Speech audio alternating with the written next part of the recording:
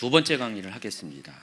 구름 타고 오실 예수님, 계시록 1장 7절부터 8절까지 두 절을 소개하겠습니다. 인사말을 마친 후 요한은 예수 그리스도의 재림이 있을 것이라는 확신에 찬 선언을 합니다. 1장 7절. 볼지어다 그가 구름을 타고 오시리라. 각 사람의 눈이 그를 보겠고 그를 찌른 자들도 볼 것이요 땅에 있는 모든 족속이 그로 말미암아 애곡하리니 그러하리라. 아멘. 요한계시록은 예수 그리스도의 재림의 모습에 관해서 두 곳에서 언급을 하고 있습니다. 지금 이 1장 7절은 선언이에요. 볼지어다라고 했어요. 그가 구름을 타고 오실 것을 너희들이 볼 것이다 라고 선언을 한 겁니다.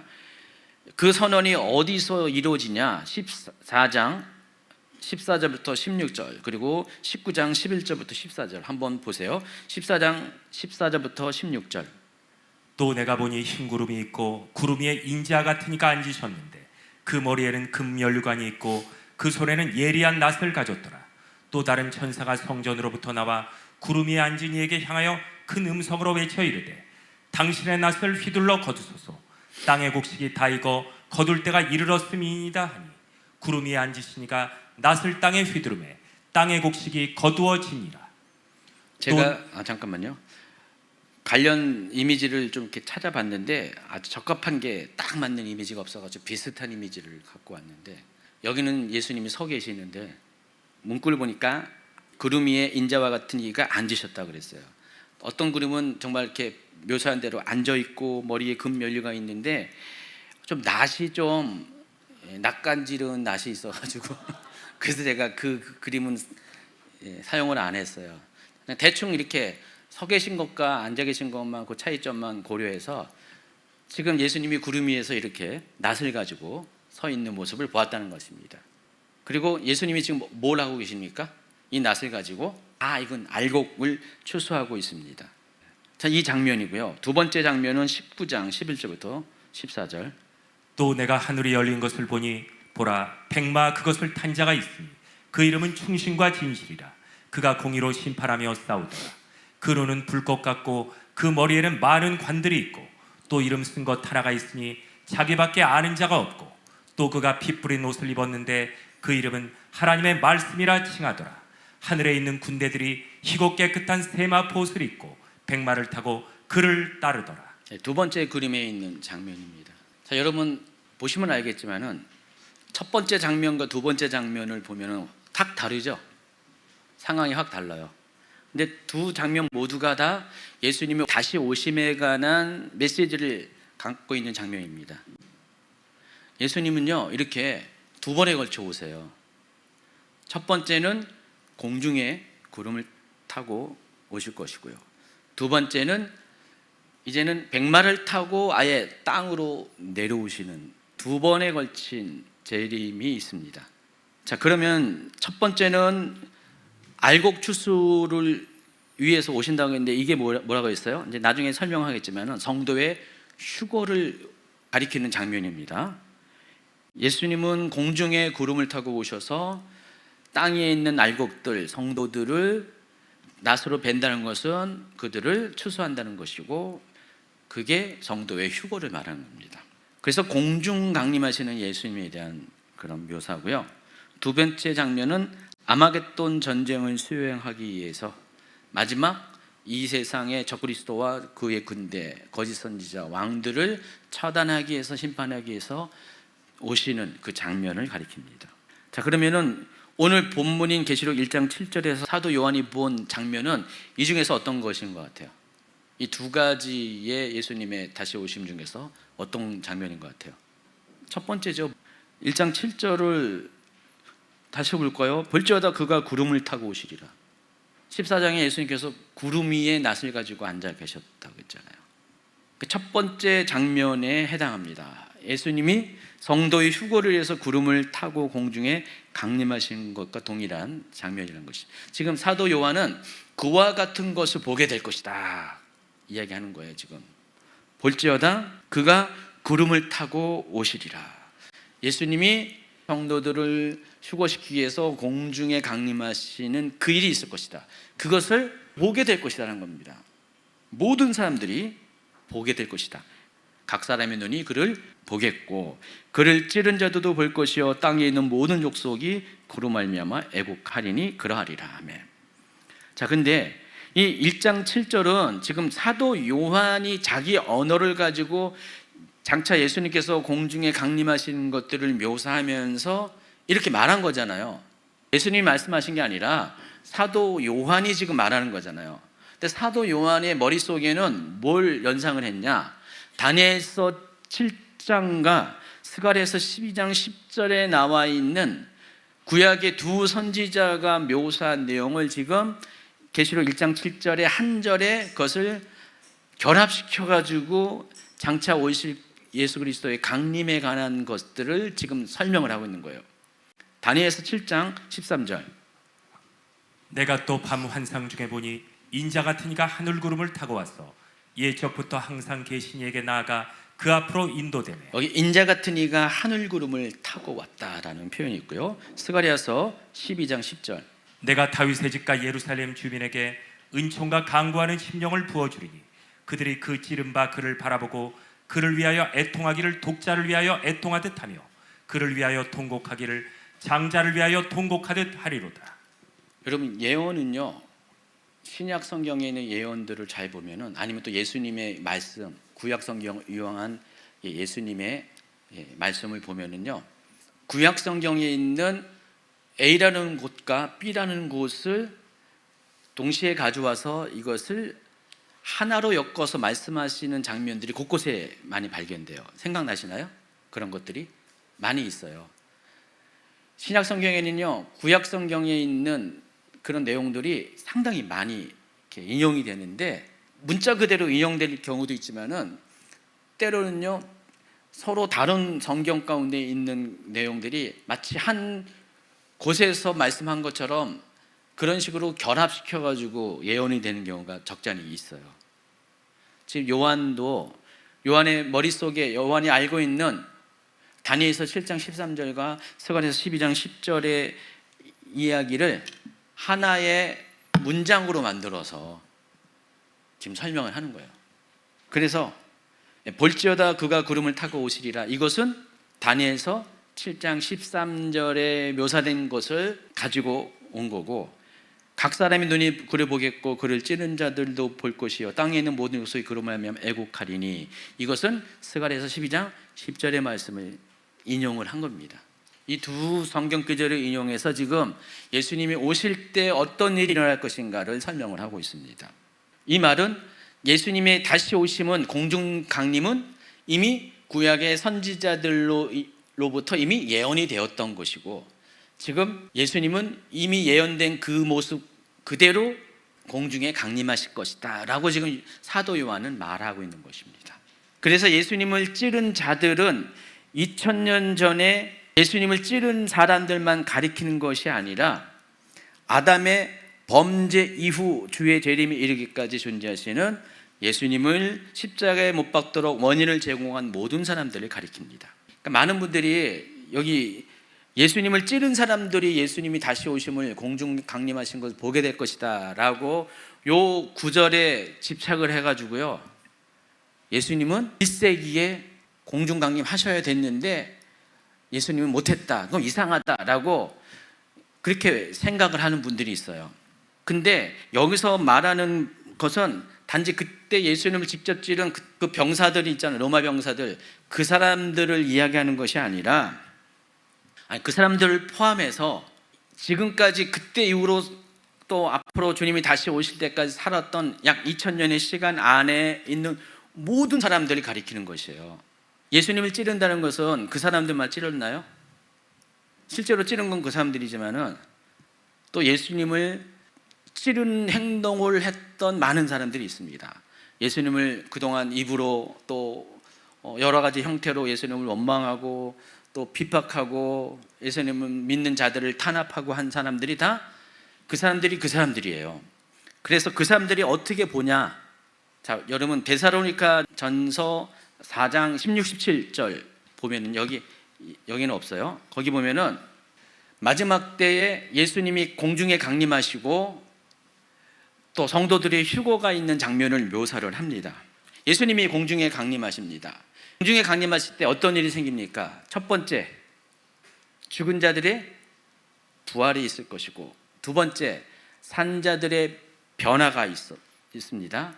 죽은 자들이 먼저 부활할 거고, 산자들이, 지금 살아있는 자들이 변화가 돼서 지금 공중에 강림하고 계신 예수님을 보고 그들 중에서 믿었던 사람들은 올라가잖아요. 공중에 휴거예요. 살아있는 자만의 휴거가 아니라 죽은 자들도 휴거를 당해요. 먼저 휴거를 받습니다. 부활을 통해서. 자, 그러면은 2000년 전에 죽은 자들은 어때요? 예수님을 볼까요? 못 볼까요? 공중에 강림한 걸 보죠. 부활을 하니까, 같은 시간에 부활을 하니까. 자, 우리가 이렇게 좀만 생각을 바꾸면은요, 이게 그 찌른 자가 단지 그냥 그때 당시에 그 로마 병사만, 또 예수님을 핍박한 사람만 말하는 게 아니라는 것을 알 수가 있습니다. 그러니까 모든 시대의 모든 사람들을 의미합니다. 그래서 예수님이 오실 때 사람들 어떻게 해요? 예수님이 오시는 것 자체가 우리는 좋은 일이잖아요. 근데 그들에게는 예수님이 오시는 게 나쁜 일이에요. 통곡할 일이라는 것입니다. 그러니까 주의 재림을 준비하지 못한 자들에게는 그게 애곡할 일이라는 것입니다. 사도행전 1장 9절부터 11절에도 예수님께서 구름을 타고 오실 것을 예언을 하고 있습니다. 사도행전이 AD 60년에서 63년 사이에 기록됐습니다. 요한계시록보다 약 30년 전에 기록이 되어 있어요. 30년 전에 기록한 이 사도행전에도 예수님이 구름을 타고 다시 오실 것을 그대로 예언을 하고 있습니다. 이르되 갈릴리 사람들아 어찌하여 서서 하늘을 쳐다보느냐, 너희 가운데서 하늘로 올려지신 이 예수는 하늘로 가심을 본 그대로 오시리라 하였느니라. 요한계시록을 우리가 문자적으로 해석하냐 상징적으로 해석하냐에 따라 입장이 다 달라요. 근데 사도행전은 이걸 상징적으로 해석합니까? 사도행전을 상징적으로 해석한 사람이 있어요? 문자적으로 해석하죠. 자, 그러면은 사도행전 1장 11절에 예수님은 하늘로 가심을 본 그대로 오실 것이다 라는 것은 문자적으로 그대로 성취가 될 거예요.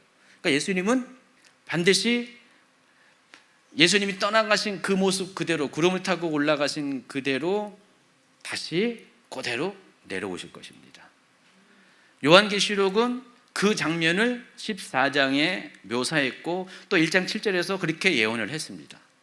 그래서 여러분 14장에 있는 내용을 100% 상징적으로 해석하면 안 돼요. 그러니까 예수님이 공중에 구름을 타고 오시는 것은, 낫을 들고 공중에 타고 오는 것은 그 공중에 구름을 타고 오신 자체는 문자적으로 해석해야 되고요.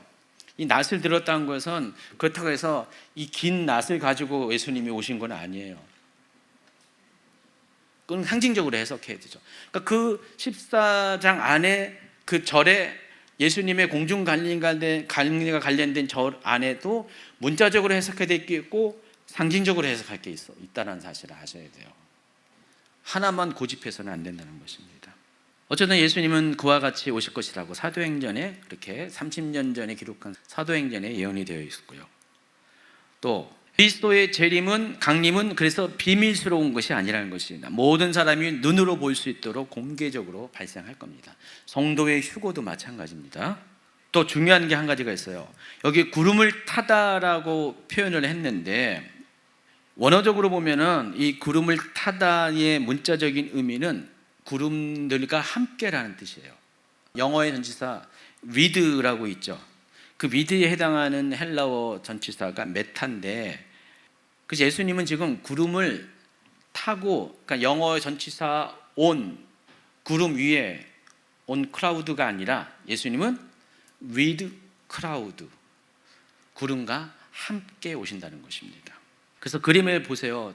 왼쪽에 있는 이 그림에 보면 예수님 마치 손오공처럼 묘사가 됐는데, 손오공이 저렇게 구름 타고 다니잖아요. 예수님은 저 구름 타고 오시는 게 아니라 구름과 함께 오신다는 거예요. 근데 여기서 많은 분들이 이 구름이 이야기하는 것이 우리가 알고 있는 그 수증기의 구름으로도 이해 또 하지만은 또 한편에서는 이 구름을 어떻게도 이해하냐면은 하나님 성막에 또 성전에 있었던 구름과 같은 모양의 하나님의 영광이 보여지는 것을 쉐키나라고 불렀다고 했죠. 저 구름이 우리가 알고 있는 구름일 수도 있고 또 쉐키나의 구름일 가능성도 있다, 이렇게 보고 있어요. 그러니까 중요한 건 예수님은 구름과 함께, 구름이 예수님을 에워싸고 강림하신다는 거예요. 예수님이 구름 위에 딱 앉아가지고 구름을 타고 내려오시는 게 아니라, 이해하시겠어요? 이 장면을 보게 된다는 것입니다. 이제 8절로 넘어갑니다. 요거 하고 마칠 겁니다. 주 하나님이 이르시되 나는 알파와 오메가라. 이제도 있고 전에도 있었고 장차 올 자요 전능한 자라 하시더라. 하나님께서는 요한이 선언한 볼지어다 그가 구름을 타고 오시리라 라고 하는 이 선언을 보증을 하십니다. 8절에 보면은, 요한계시록에 보면은요, 하나님께서 직접 말씀하시는 곳이 두 군데가 나와요. 방금 말씀드린 1장 8절하고 21장 6절입니다. 또 내게 말씀하시되 이루었도다 나는 알파와 오메가요 처음과 마지막이라. 내가 생명수샘물을 목마른 자에게 값없이 주리니. 그럼 제가 뭐라고 했습니까? 요한계시록 1장은 서론에 해당하고 21장 6절부터는 결론에 해당한다고 그랬죠. 전체 구조상 생각나시죠? 본론은 21장 5절까지라고 그랬습니다.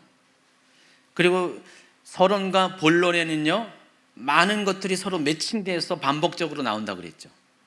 여러 가지 표현들이 생각나시나요? 지금 여기도 마찬가지예요. 1장 8절에 나와 있는 나는 알파와 오메가라는 이 표현과 21장 6절, 그러니까 서론과 결론에 나와 있는 나는 알파와 오메가라는 표현이 앞에도 나오고 뒤에도 나와요. 매칭을 이루고 있어요. 대칭을 이루고 있습니다. 근데 이 알파와 오메가요라고 할 때 이 나는 무엇이다 라고 하는 표현, 이게 헬라어로 에고 에임이라는 표현이 사용됩니다. 나는 무엇이다라는 것입니다. 나는 무엇인데 그 내용이 뒤에 나오고요. 그래서 이 표현이 굉장히 중요한 이유가 있어요.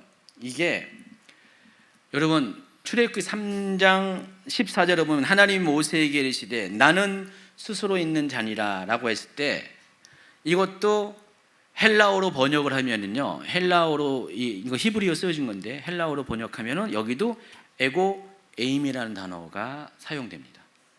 자, 이사야서 41장 43장 48절 보면은 나 여호와라 처음에도 나요 나중 있을 자에게도 내가 곧 그니라. 여기도 앞에 에고 에임이라는 단어가 사용되어 있어요. 내가 그인 줄 깨닫게 하려 함이라. 나의 전에 짐을 받은 신이 없었느니라. 나의 후에도 없으리라. 여기도 에고 에임이.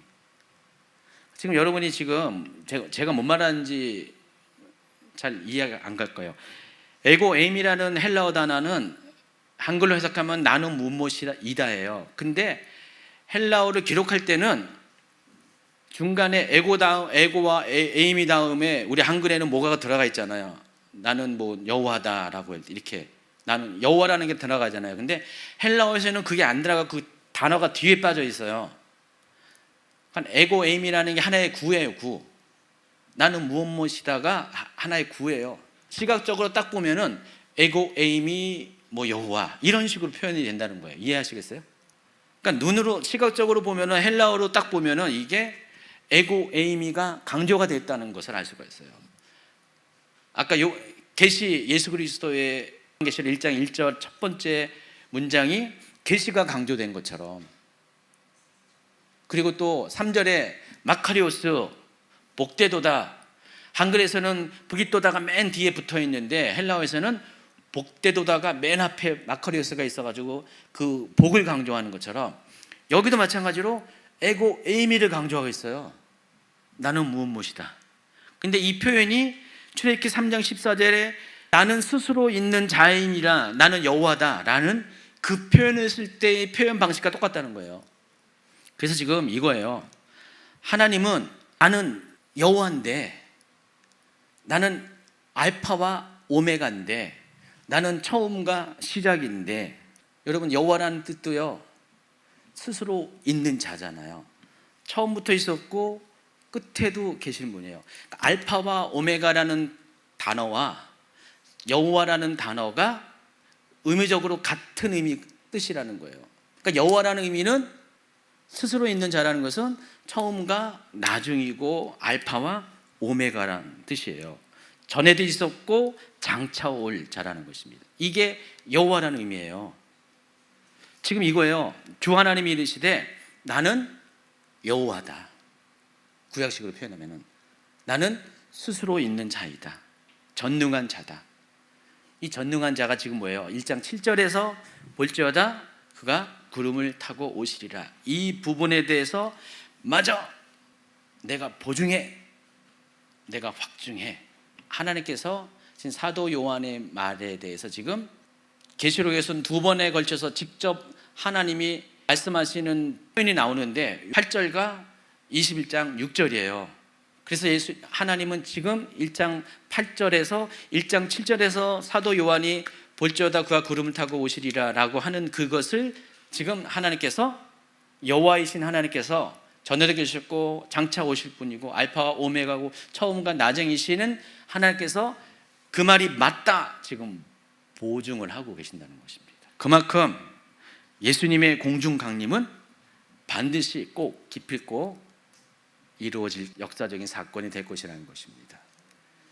그리고 모든 사람들이 예수님이 공중에 강림하신 것들을 다 보게 될 것이라는 것입니다. 예수님을 탄압한 사람, 예수님을 찌른 사람, 또 모든 세대에 걸쳐서 예수님을 따르는 자들을 다 핍박한 사람들도 예수님이 다시 오시는 것을 보게 될 것이다.